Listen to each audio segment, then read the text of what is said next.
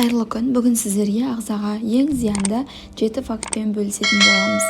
Бірінші факт – газдалған сусындар. Күн жылынғалы ішетініміз газды сусындар. Ал оның у екенін білеміз бе? Мен осы сусындарды зерттеуге бел будым. Ғаламтордан ең алғашқы оқыған мәліметім, әлемде 180 мың адам осы сусынның зияндығынан қайтыс болады екен. Кока-кола газдалған алкогольсіз сусын. Әлемде 2006-2010 жылдардағы ең қымбат, ең танымал сусындардың бірі. Бір стакан кола құрамында 6 қасық қант болады. Бауыр бұл шекерді жылдам түрде майға айналдырады. Газдалған сусындар тіс түсуінің қараюы мен кариес түсуіне жол береді. Сүйек әлсіреп, сынғыш келеді. Ішек сөлінің пайда болуына, созылып, ішек ауруларының пайда болуына әсер етеді. Гастрит, ішек жарасы және тағы басқа асқазан ауруына шалдыққан жандар газдалған сусын орнына газдалмаған минералды су, көк шай ішкен жөн. Екінші факт – қытырлақ картоп, яғни чипсы. Балалардың және үлкендердің ең сүйікті тағамына айналған, құрамында тұз өте көп.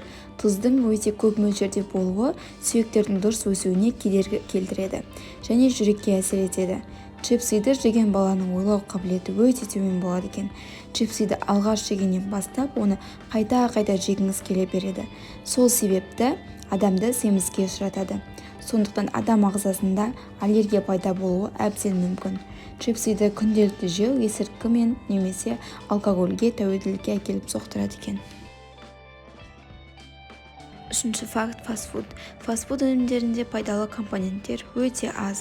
Оны жиі жейтін адамда витамин жетіспеушілігі болады. Ол инфаркт және қатерлі ісікке әкеліп соғады. Фастфудты көп жейтін балалар астма ауруынан жиі зардап шегеді. Бірінші кезекте фастфуд салмаққа әсер етеді. Олардың артық мөлшері онкологиялық ауруларды тудырады.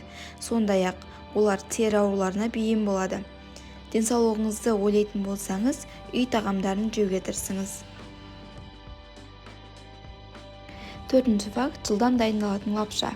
Роллтон. Қоспас қазанда бөлінетін қышқылды көбейтіп, нәтижесінде ас қорыту жүйесі бұзылады.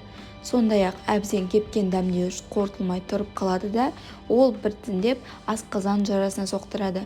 Байқасаңыз, осының салдарынан адам бетіне түрлі бөртпе, безеулер шығып, оның арғы жағы асқазан, ішек, өт жолдарының жұмысын қиындатып, нашарлатады. Сөйтіп, ауыз қуысынан жағымсыз иіс шығады. Қол арасынан аяқтан жағымсыз иіс шығуы осы тәбет ашатын ащы дәмдеуіштердің салдарынан. Тіпті рак ауруы да осының салдарынан болады.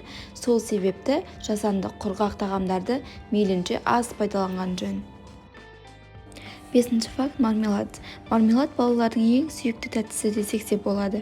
Мармелад жасау үшін желатин мен пектин қосылады. Желатин жануардың терісінен жасалады, көп елдерде шошқа терісінен алынады, ал мұсылман елдерінде сиыр терісін пайдаланады. Әлі де балаңызға мармеладты ұсынғыңыз келе ме? Алтыншы факт – кофе. Австралиялық ғалымдар кофе, шай, алкогольсіз және энергетикалық сусындар елес туғызуға сеп болатынын дәлелдеп шықты.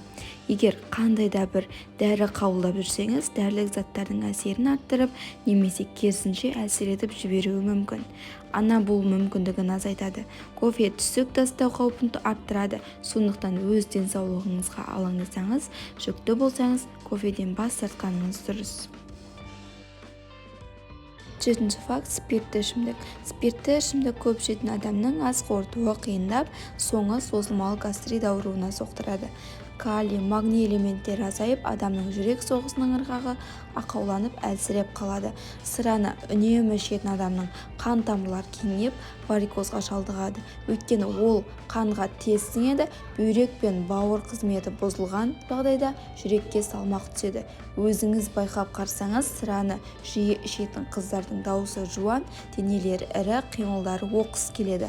Ал еркектерде керісінше әйелде кездесетін гормондар пайда болады. Дауыстары жіңішкеріп, бұлшық еттері салбырайды, иықтары жоғалып, қарындары шығады, белінде май қатпары өседі. Ішімдікке құмар адамның миының жасушалары өліп, шығармашылық қабілеттері төмендеп, агрессиялық мінез-құлық тудырады.